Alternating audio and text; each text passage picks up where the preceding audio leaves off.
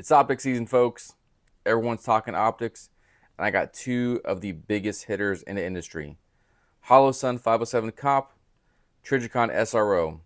Let's do a competition, talk about them, and see which one you'd go with.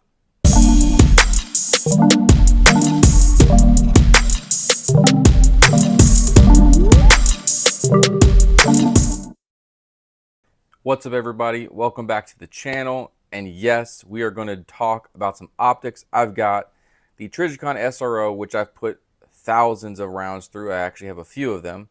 And the new for 2023 Holosun 507 Comp. Now, these are sold out in a lot of places, but I was lucky enough to pick one up.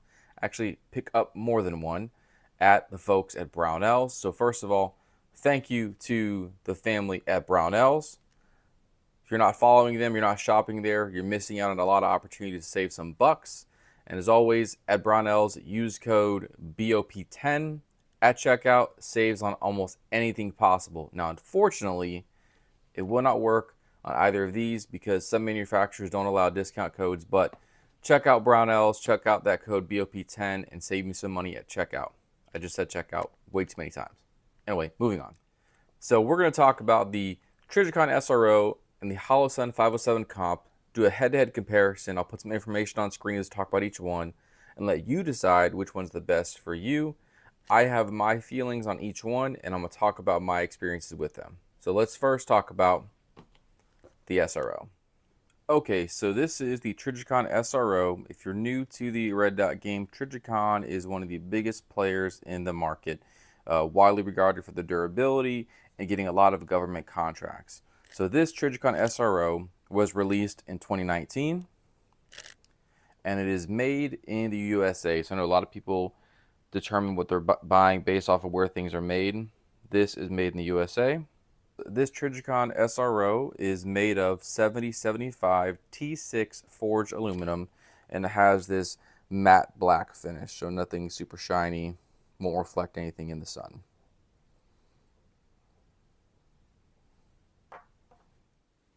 Now, of course, the biggest seller for this optic was the size of the window.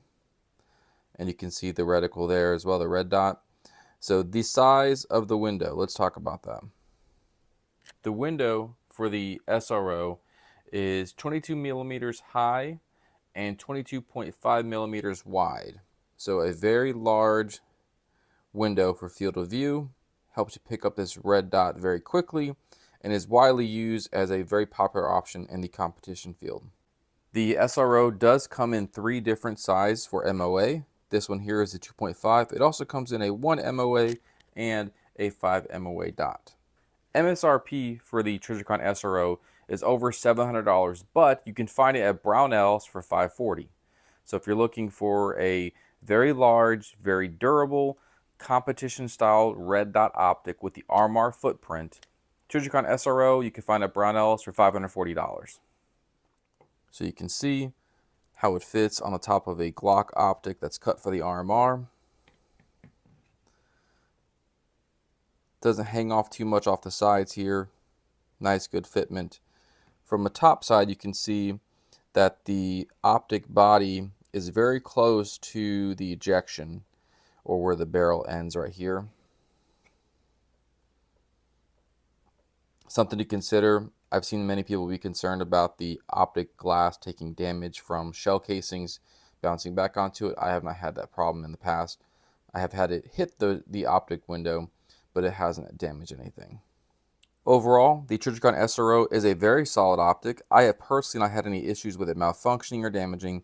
I will say from a user perspective, the buttons are very easy and tactile, very large, and a very simple, no frills optic. There isn't a whole lot of things to it. You just get your dot, you sight it in at 0, you set your brightness settings, and you're good to go. Adjustability is very easy for your windage, and it mounts directly to any RMR footprint very, very easily. The only thing I wish Trijicon did was offer it in green, and it would be a lot easier for some of us to pick up green dot sights more than red. But this large window is very quick for sight acquisition, and you can have some very quick shooting with this thing. So the SRO is a very solid option. It is a bit pricier compared to others in the market, but I think a lot of it's because it's made in the USA and they have a very, very good warranty program as well. Other things that just people might care about is that it comes in this very large case that you can use to store extra parts. It also comes with a spare battery as well, and some tools, and a warranty card for you to fill out when you purchase it. You know, so if that matters to you when you store your Optic, even though it should be on your gun, overall a great packaging, I think great price point for where it's at. To some, it might be more expensive, and the good thing is that it's been out since 2019, so it's very, very accessible, very easy to get, and you can find them for cheaper than $500 depending on where you're looking. I know Brownells has them for $540, as I mentioned. So that is the Trijicon SRO. But now let's talk about the new kid in town, or school, or the new kid on the block, whatever. Let's talk about the 507 comp. Okay, so this is the new to 2023 Holosun 507 comp, or competition reticle. It is made in China, so if you folks don't want to support China-made products, and this may not be for you.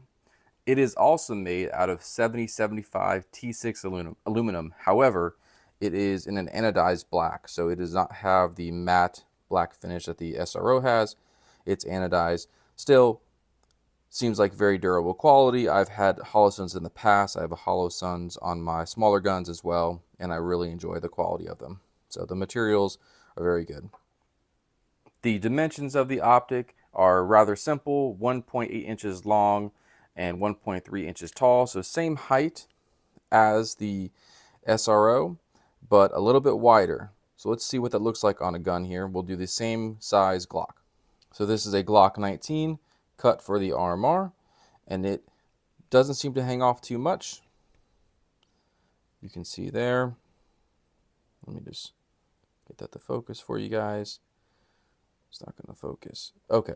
Well, you can see underneath, it doesn't hang off much, doesn't grab on much. It does hang off more than the SRO, but not to a point that it's, you know, a deal breaker for me, and in my opinion, works just fine. Now, looking at the height of the Optic, again, not a big deal.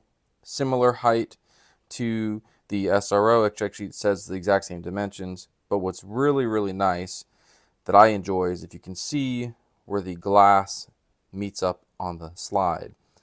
So I'll pull up the SRO now for comparison, and you can see the SRO is right next to that ejection, whereas the comp is right behind it, just behind the ejector here. So you're going to have less likelihood of anything hitting the glass, which is nice. Plus the Optic is further back, it seems, so it might be better for your sight alignment or just your preferences. But something to point out, not a lot of people notice, looking at a top-down view, you can see where the barrel ends here. You still have some slide material before you get to the Optic. Conversely, the SRO is right up next to it. Something to think about when purchasing your Optic. Okay, now the big numbers here that people are curious about. Size of the lens, or the glass. It is 22 millimeters tall, 27 millimeters wide. So people say this is bigger than the SRO. The only reason it's bigger is because it's square. So you can see here in comparing the two, the main difference is the shape of the two optics. The SRO on the right is round, and so you don't have as much field of view compared to this square style body for this 507 comp on your left here. Both are very large and quite frankly are amazing optics for any type of shooting, but competition shooting specifically is what these two were designed for. I think either one would be a great option. Now, interestingly enough, all the similarities between the SRO and the 507 comp have made them to be almost identical in many different facets with their own different spin on things. Where they are widely different is in two areas: price and features. So let's talk about the features first. So the 507 comp has a shake awake feature, which means you can have the optic still on, and when it's not within use after a certain amount of time, it shuts off. Once you move the gun or move the optic, it turns back on its own, which helps conserve battery life. You can also choose to manually shut it off by pressing these two buttons here, which are very tactical and easy to understand. You have a plus and a minus to increase and reduce your brightness settings. Also, additional features is that this optic has a multi-reticle system, meaning that it doesn't offer just one single dot like the SRO. It offers a 2 MOA dot, an 8 MOA circle, a 20 MOA circle, and a 32 MOA circle with a variety of combinations of each. So you can have multiple options here. So if I press this minus button here, you might see it on camera, different options. And if I just reduce the brightness so you guys can see it better, you can see that it's changing. Now it's not focused in on it, of course, but we have multiple reticle options.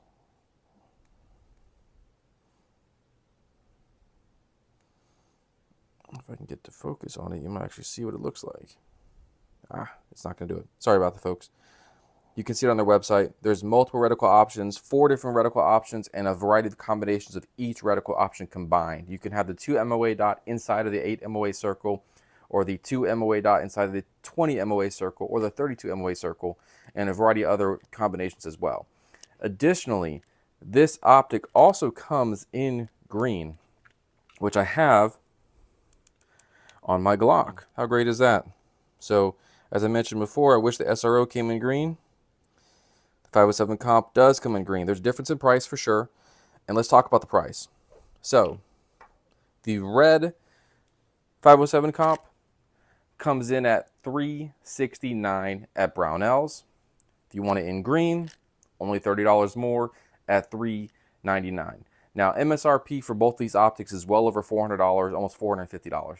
But for $400 at Brownells, you can save $140 compared to the SRO, and you're going to have a green dot with multiple options and a variety of other features I think might set it above the SRO. But let's now just talk about the two of them together on camera and see what you would like. I've really been digging this optic. I've shot Holosuns in the past. I've really enjoyed them. Once the SRO came out, I chose to go that route because it was a much bigger field of view and a bigger optic. I love them both for different reasons, and they both pick up very well. The reason why I went to the Holosun: 1, more affordable; 2, I can get it in green, which I prefer. I actually have it on my PCC and also on my smaller guns, but that has the 507K and the EPS carry, are both in green. Just easier for me, especially because I have astigmatism in my left eye, and green dots are easier to pick up. It's actually been scientifically proven that folks pick that up quicker. When it comes to which one do I choose? Well, that's a very loaded question. I've had more time with the SRO, obviously, because it's been out since 2019. The comp has only been out since, well, this year, this summer, and I haven't had a lot of range time lately. But in the time that I've had on the range, I've shot this without any issues. Zeros have not been a problem. The optic has been very sturdy. I'm not the kind of person to rack it on the ground or beat it or do all these torture tests. Just not my forte. But I will tell you that this optic is very solid. It reminds me of my very first optic, the Holosun 507C, just bigger and beefier. I have the EPS carry. I have the 507K. I really enjoy Holosun optics, and I'll just call it out straight. I use computers. I use a lot of technology. I drive import vehicles at times. Getting things that are not made in China is almost impossible. And personally, I'm looking for what works best for my wallet as also what works for my purpose of use. If I'm picking between the SRO and the 507 comp, I'm actually picking the comp. And a lot of people will follow me on this. But it's as durable as ever. The warranty's strong.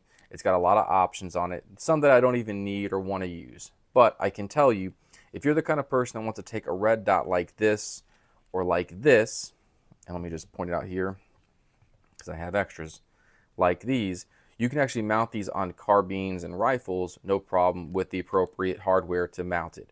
This offers multiple reticles at different sizes that might be better suited for those applications. This only offers a single dot and brightness settings, and that's it.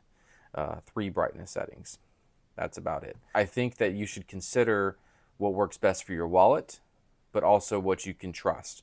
If you're looking at something that's proven, has a lifetime warranty, either of these are options. Only difference is that the 507 comp is very new. So If you have issues, it might be because it's very new, it's new to the market, you might have concerns there. I personally think either red dot is a great option. You can't go wrong with either. If you were lucky to find the comp in stock, definitely pick one of those up. You're going to be saving yourselves at least $100, which would go towards ammo or sights for your, fiber optic sights for the front. Any other upgrades you want to do. I'm just going to go ahead and flat out say it.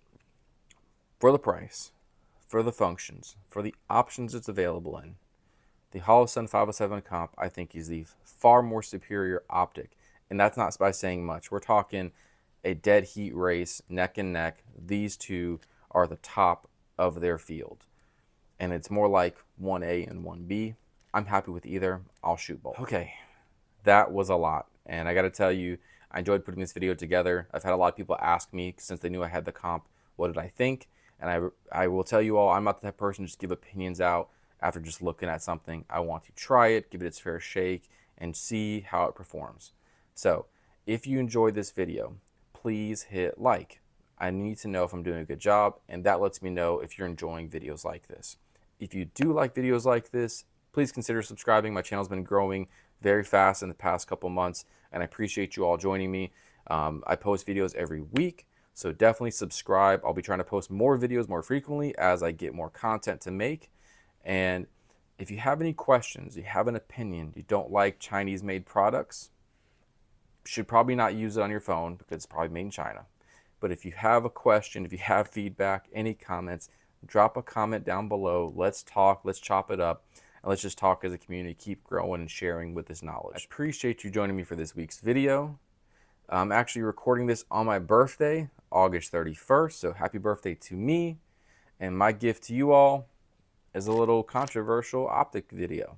So, speaking of optic videos, I am also going to be getting another optic in from a smaller company here in the United States. So stay tuned to that. I'm looking to provide a lot of information for budget-friendly optics for everyone so that we can all get out there and try shooting red dots and ripping it fast on range. I hope you all stay safe, shoot straight, and get your dry fire in, because you know me.